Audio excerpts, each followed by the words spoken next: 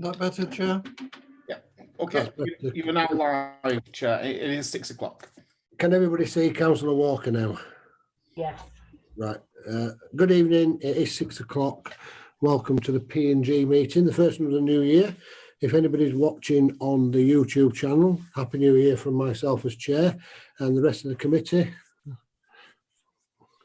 Right, thank you. Item number 1,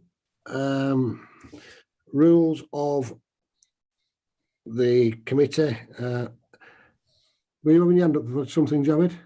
Councillor Yes, Actor? Mr. Chairman, yeah, and I'm sure you'll agree with me that we'd like to pass our condolences to the family of fellow district councillor Abid Hussain, who passed away, as well as any other families that have lost their loved ones since we last met. Yeah.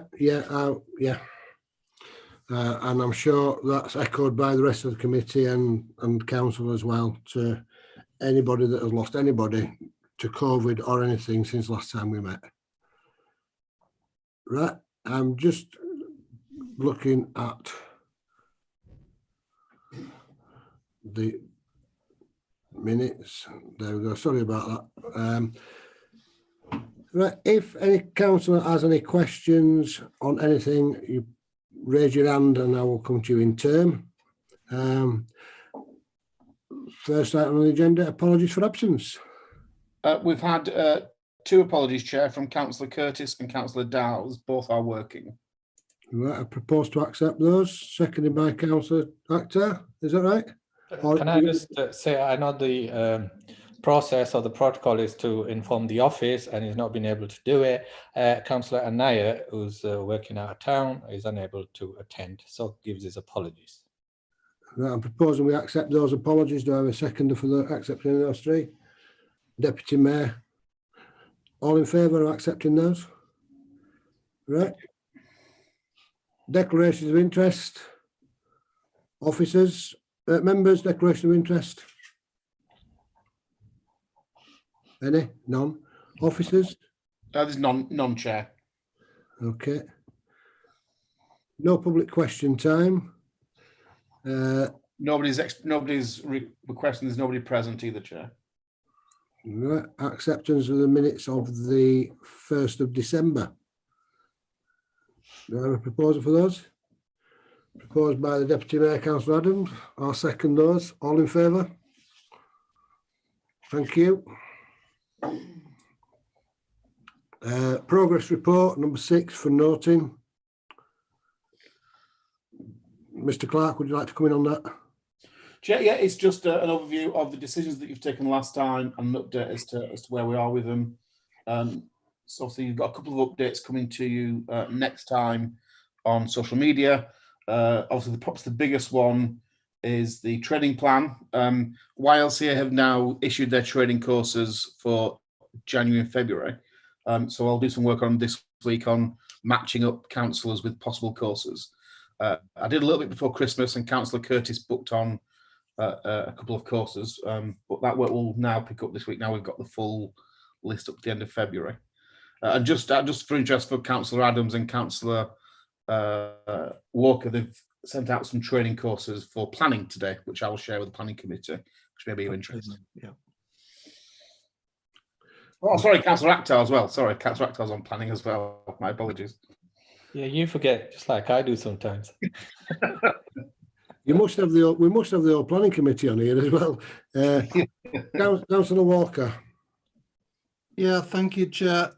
Yeah, the note that was sent included, I've had an email also from the Mayor asking if I wanted to participate in a planning seminar on the 14th of January in connection with the resubmission for the Aldi store. The only slight problem with that is that Regan Appeals are discussing it at 10 o'clock and the afternoon meeting starts at 2. No, okay, that's normal. Yeah. Right, next on the agenda is town plan update for noting. I take it you've all read what's on the papers attached. Would you like to come in on that? Is there anything you, Mr. Clark, want to add on that? I think, Chair, the only thing I'll draw your attention to is the virtual ward forums, which falls under your remit, 'cause it's social media. They have really started to get a bit of activity now. So there are 15 ward forums, obviously one for each ward, and it's a way for the council to put ward-specific information out, and that they are starting to get some traction. There's a bit more activity on them, particularly over Christmas. We are going to look at how we can perhaps use these through the second lockdown or the third lockdown or whatever lockdown we're back into now. So we're looking to see how we can better use that tool to share information about people that may. Also, we're back to shielding again, so we'll see if they can play a part in sharing information. But it's a useful tool, and you've all got one for your own wards. If you're not a member, perhaps go and take a look and join. And it is useful because it is only people who live in that ward who can join. So it's a useful tool for elected members as well. Okay. Any questions on that from anybody? No. Yeah. Mr. Clark, whilst we're on the town plan and also the town's fund board, can I just raise a point that's been raised to me by members of my constituency, and that is the public consultation for the town's fund board was open till the 4th of January. People are saying, why have a consultation over 3 weeks over the Christmas and New Year's period? People haven't had time to do this. I wonder if this can be related to the mayor who's on that. You know, it was not enough time for people. Yeah, that through you, Chair. That is something that I know the town mayor who sits on the town deal board has shared his concerns regarding the consultation timeline. They are up against the deadline. The submission has to be done by, I think it's the 21st of January. That's a government deadline. So they are up against the deadline, but yeah, it wasn't ideal. It went out on the 22nd of December, I think. Yeah, which didn't give, because wherever it got sent back to, most offices were closed over the Christmas period. No, I know. Yeah, we did it. I know from our point of view, we did a couple of posts over the Christmas period to remind people, just to try and get encouragement to get some people to put their view forward. So yeah, that has already been taken back, but we will make sure I'll pass it on to the mayor. I thought I would mention it on here because people, members of the public, have spoke to me, business owners and things like this in the town, and they said this could be just done this way because it's what Bradford. We'll bring this up at another day. Yeah. Am I getting a bit? Is it getting a bit? Yeah. That's better. Yeah. I can understand that. Right. All right, then we'll head to the next one, which is corporate governance action plan for Norton. It's back in your court again. Councillor Adams, I think, wants to speak, Chair. Councillor Adams. Yeah, I just wanted to suggest, Chair, that you sit back because it's when you lean forward that you go all distorted. So if you sit back away from the microphone. I'll just sit back and relax. Thank you. Yes, thank you. Town Clerk. Yeah, Chair. So the Code of Corporate Governance Action Plan, you asked for an update on this. I think we are doing it every 6 months. It really just sets the 4 key principles of governance, which are openness, inclusivity, integrity, accountability, and transparency. This really is a document which we use on our internal staff meetings. It's to make sure that when we make decisions that we are, where possible, making sure that all 4 of those key components are factored in. You'll see attached to the report there is the action plan, which you agreed, I think probably almost last March. You probably agreed to it. It'll be updated and taken to council for 2021, probably in March. Again, it just sets out how we actually make sure that we are making decisions in an open and transparent way. We are looking to apply for the local council award scheme. That'll come to council in March. And again, part of that is transparency and openness, equality and inclusivity. So it's just making sure that when the council makes a decision that it's been done in the most open, transparent way, and everybody's included, and not just and decisions are taken for the benefit of the whole town and not just for the benefit of individuals. Right, thank you. Any questions from anybody? If they're all ready, I take it, yes. Corporate risk assessment for noting. Yeah, Chair, I think this is some good news. Members will be aware that in our external audit at the end of March 2020, the external auditor and the internal auditor both agreed that the council hadn't managed its risk for the previous financial year as well as it should have done. So the first thing we did early last year was we had a new corporate risk assessment. That corporate risk assessment identified 31 additional control measures across various activities that the council should have, and we put in place the action plan, which you've monitored over the last 12 months. So it's your last update for this year. On this one, we've managed to achieve 29 of the measures so far. The only two that are outstanding were due to be outstanding. One is an update on the council security policy, and that really relates to the civic regalia and how we make sure that those are maintained and looked after correctly. And the second one, which still needs to be updated, is around plot inspections and risk assessments, which the allotment officer is on with. We've just had our first internal audit visit for Christmas, and we've had the initial audit report back. And if we were doing the end of year audit today, we would now pass the assessment and management of risk in our external audit, which is good. What I have done in the report, I have attached the action plan, so you can see the actions in green are all achieved and which ones are outstanding. But the second attachment is the actual corporate risk assessment. And what I've done, I've highlighted in yellow the bits that correspond. So the actions we've taken and how we then put them into the actual controls in place. And you will see that we've managed to reduce the risk or the severity or the likelihood of some of these things occurring. The conversation we've now had with the internal auditor is the next stage of managing risk, which is making this a much more live document. You know, our focus the last 12 months has been getting it up to date.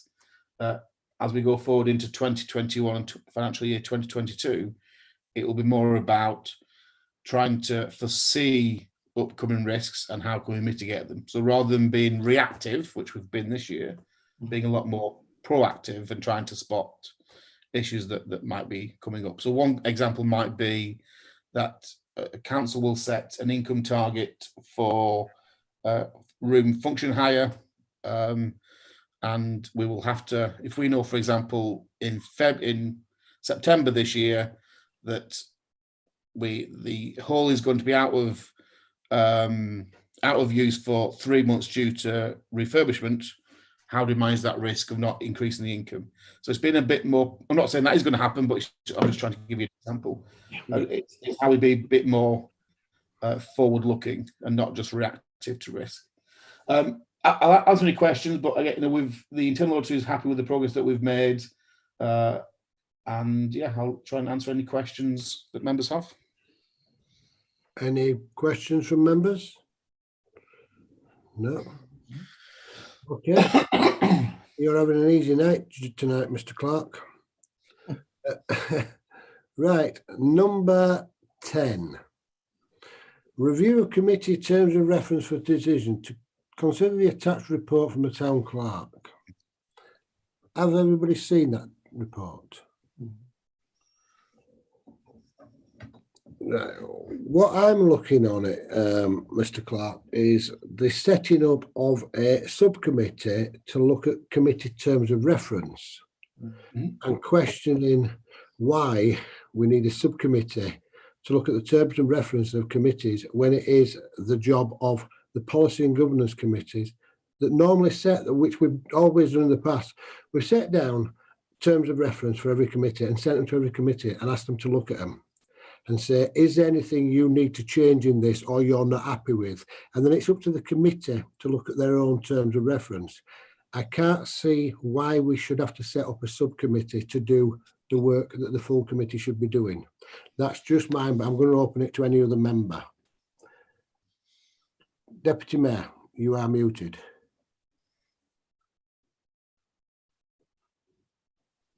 You're still muted. That sounds perfect. Thank you. I agree. I think it would be a waste of time.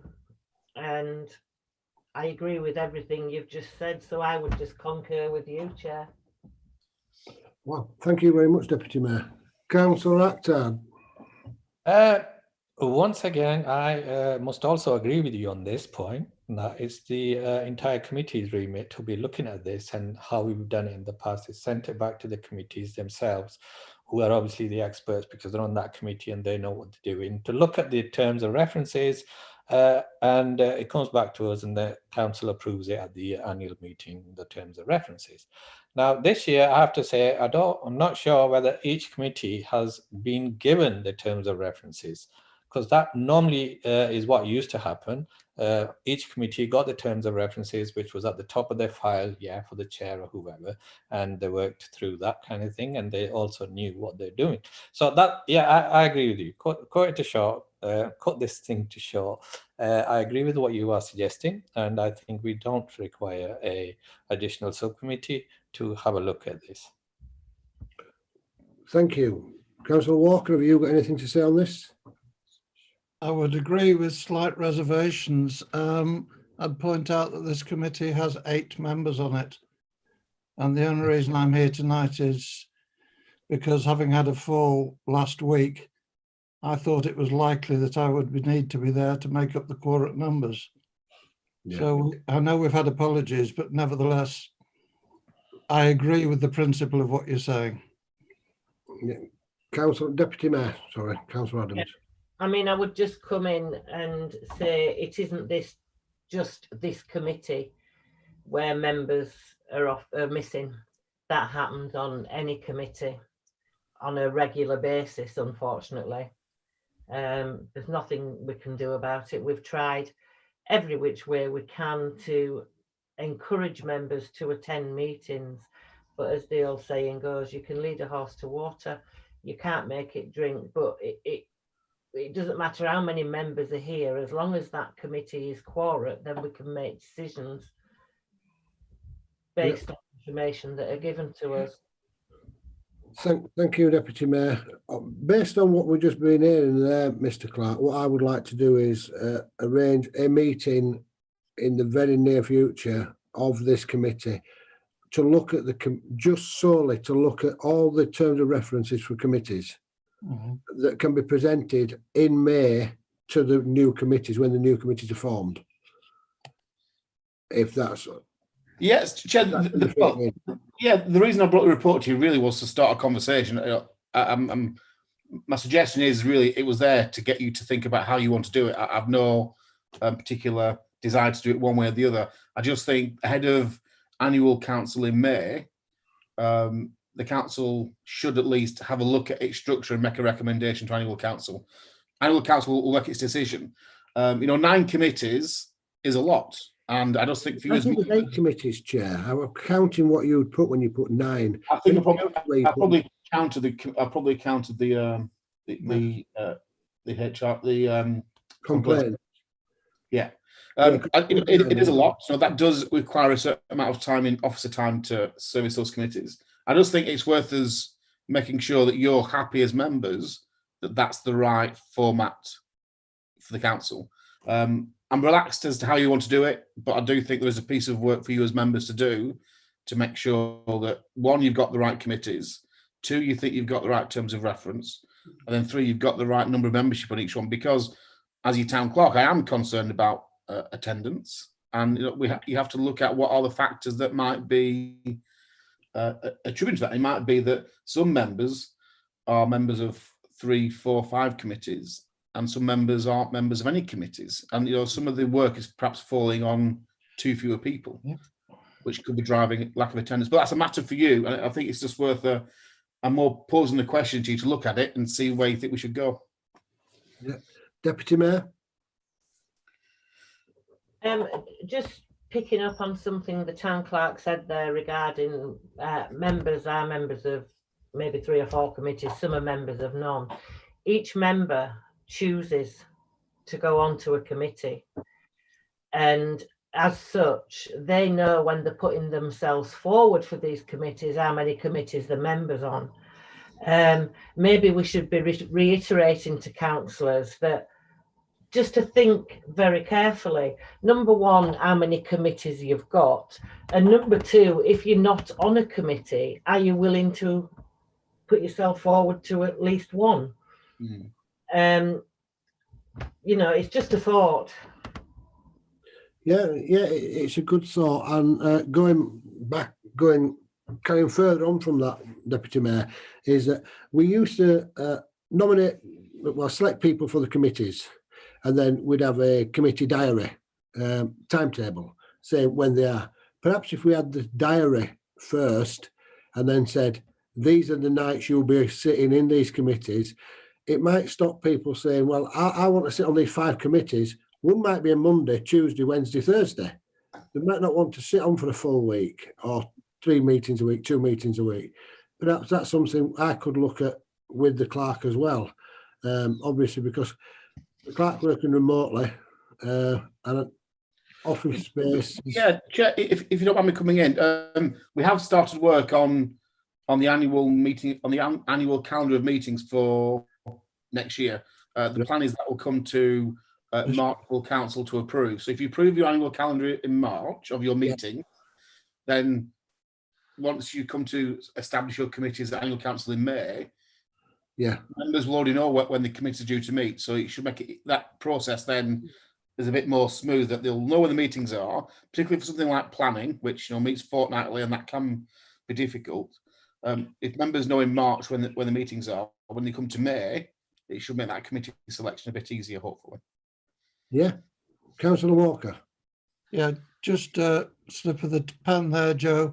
We're in the 5th of January, so I think you mean this year, not next year. I do. Thank you, Chair. Yes, quite right too, Councillor Walker. Thank you.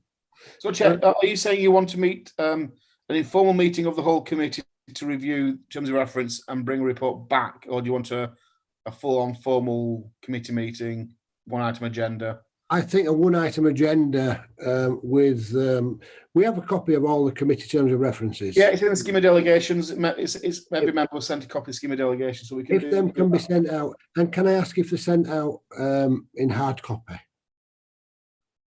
So they can actually read them, and they'll have them at the side of them. For when we're on Zoom, it's difficult looking at the Zoom camera and then flicking back to your laptop. Just on this occasion, if we could have the terms of reference sent out to all committee members that way, and we've got them in front of them then as well.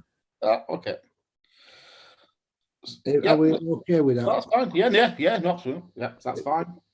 Councillor Akhtar, Deputy Mayor, and Councillor Walker, are you okay with that? No, through you, Chair. Yes, I agree with what you're saying about this diary thing. That's actually thrown a lot of people off, because we used to have fixed sort of meetings on a specific day and a specific week, and with everything happening with the situation, COVID stuff, everything's all changed a bit. I personally I'm also guilty of not attending a meeting.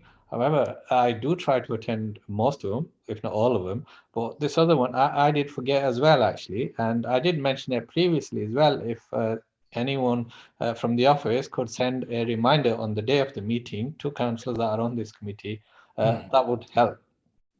We will have to revert back to what we used to do on the watch and transport, Councillor Akhtar. We've sent a gentle reminder. That was the chair, even if it's the chair that sends it, gentle reminder or whatever, it's fine, because we get so many emails now, and even tonight's meeting, to be honest with you, I was looking for the email and I couldn't find it, and luckily, I spoke to the deputy mayor. She goes, "There's a P&G," and I said, "Well, vaguely, I did, remember kind of getting this email, and I can't find it," and I thought maybe it's next week then, because I've seen something on here. It says there's no meetings anyway this week, right? So so that is because of the situation we're in, having to meet, online through Zoom. And you're also right about chairing. It's very difficult, without having hard copies, especially for the chair, to refer to.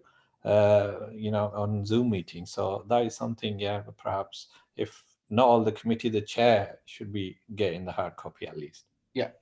Okay.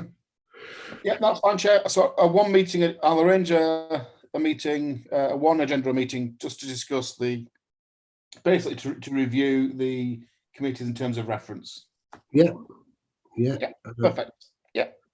Right. The most important thing tonight is the date and time of the next meeting. February. I've got 2nd of February. Yeah. All agreed on that one? But we'll now have we'll have another one probably before the March meeting to do the committee work. Oh yeah, I think we would need one before then for it to go to full council in March. Yeah, exactly. Yeah, so we'll do that in February. Great. Yeah, okay. Everybody happy with that? Fantastic. Right, when we've finished the meeting, could I just ask the clerk and councillor Walker to stop behind after lesson?